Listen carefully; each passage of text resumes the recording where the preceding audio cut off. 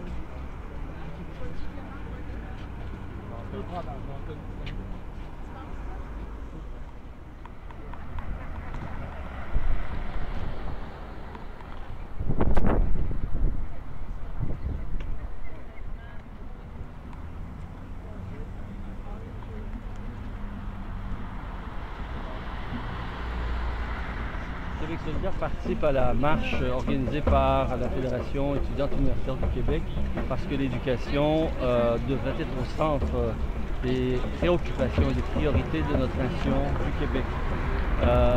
D'autant plus que même le Parti libéral, quand il était dans l'opposition tout récemment, sur le plan des slogans et des intentions, faisait une profession de foi en faveur de l'éducation. Mais on ne peut pas être sincère, on ne peut pas prétendre avoir l'éducation comme priorité quand on assène, quand on met en exécution des coupures dans le domaine de l'éducation qu'un responsable récemment, à qui j'ai parlé récemment, un responsable qui est dans le milieu universitaire depuis 30 ans, disait jamais de l'histoire, de son implication et de sa présence dans le réseau universitaire québécois, il n'a assisté à une telle compression, un tel niveau de coupure à tous les échelons.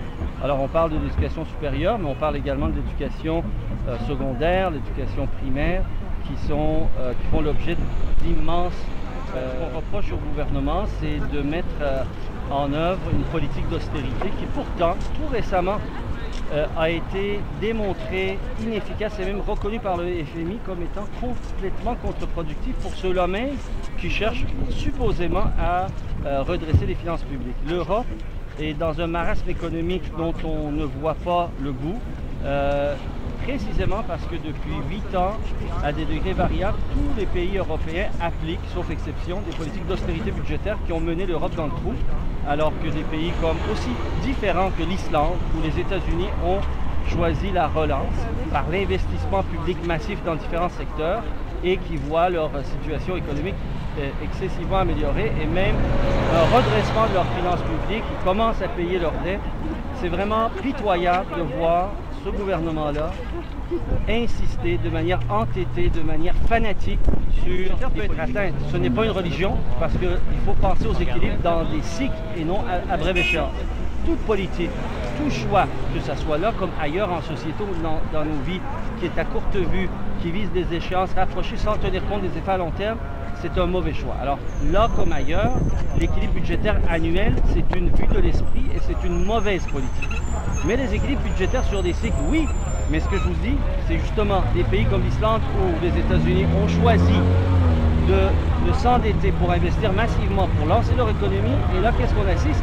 Un véritable équilibre budgétaire par la relance, par l'emploi, par la croissance économique et non pas par la disette, la misère, l'appauvrissement au service des milieux d'affaires pour faire peur au monde. Un peu comme Harper fait peur au monde à partir de tout et de rien, prend un événement isolé pour en faire une menace nationale.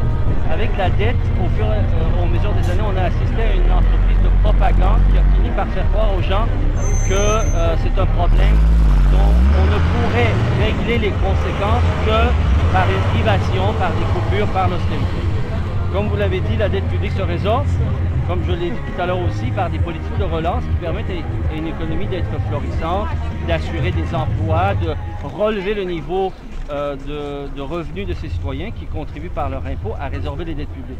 Mais ce qu'on devrait peut-être mettre à côté de la dette publique, du compteur de la dette dans la tête de tout le monde, c'est à chaque minute, à chaque seconde, combien de millions de dollars échappent à l'impôt du Québec et du Canada parce que des politiciens, comme ceux qui sont au pouvoir actuellement, ont laissé les grandes entreprises et les citoyens les plus fortunés toutes sortes d'échappatoires pour ne pas payer de l'impôt. Et quand des gens les plus riches qui consentent entre leurs mains l'essentiel de la richesse ne payent pas leur juste part d'impôt, c'est sûr qu'on a un problème incroyable de constater aujourd'hui que tout près de 2000 entreprises, parmi les plus grandes, et des milliers d'autres qui sont de différentes tailles, mais surtout les grandes corporations échappent même à l'impôt faible qu'on leur impose. L'impôt au Québec, pour les entreprises, l'impôt nominal est aux alentours de 13 % lorsqu'on calcule les paiements qu'ils doivent faire au fonds de santé. Mais en termes effectifs, en termes réels, les grandes corporations qui concentrent entre leurs mains 60 % des revenus des entreprises. Là, on parle là, de moins de 5 % des entreprises qui vont chercher 60 % des richesses, mais ils ne payent qu'à peu près 3 à 4 % d'impôts réels. Quand on considère tout ce qu'ils payent en termes d'impôt fédéral, d'impôt au Québec et d'impôt de paiement à les services publics pour être adéquatement financés en mettant fin d'abord à la gabegie, aux dépenses inutiles, aux milliards de dollars qu'on paye en trop parce qu'on est trop complaisant. L'exemple, c'est l'industrie pharmaceutique. Il a été démontré tout récemment qu'on paye l'équivalent ici au Québec de 1,5 milliard de trop pour nos médicaments si on se compare à la Colombie-Britannique qui a commencé depuis une dizaine d'années à faire le ménage, à négocier les prix de ses médicaments. Nous, on le propose depuis des années. Le gouvernement refuse d'emprunter cette voie. On peut aussi équilibrer les finances publiques en cessant de donner des cadeaux inutiles à des gens très très riches. 1%, d'accord, 1% des contribuables les plus riches, ceux qui gagnent au-dessus de 250 000 $, tirent vers eux 40% du cadeau fiscal que représente le fait qu'on ne paye de l'impôt que sur la moitié de nos revenus en dividendes ou en gain de capital. Est-ce que c'est juste? Est-ce qu'on pourrait diminuer ce cadeau-là? Ça représente des milliards parce que ce 40%, c'est 5 milliards. Imaginez s'ils étaient imposés là, au niveau de leur impôt effectif qui est aux alentours de 20% sur le 5 milliards, ça serait déjà 1,25 milliard de plus dans les coffres de l'État. Alors, il y a différents moyens de faire l'équilibre budgétaire, mais le choix du gouvernement libéral, c'est de le faire sur le dos de l'éducation, sur le dos de la santé, sur le dos de services publics. On peut le faire, contrairement à ça, en protégeant les services publics, en faisant contribuer ceux qui depuis longtemps ne font pas leur juste part pour la protection des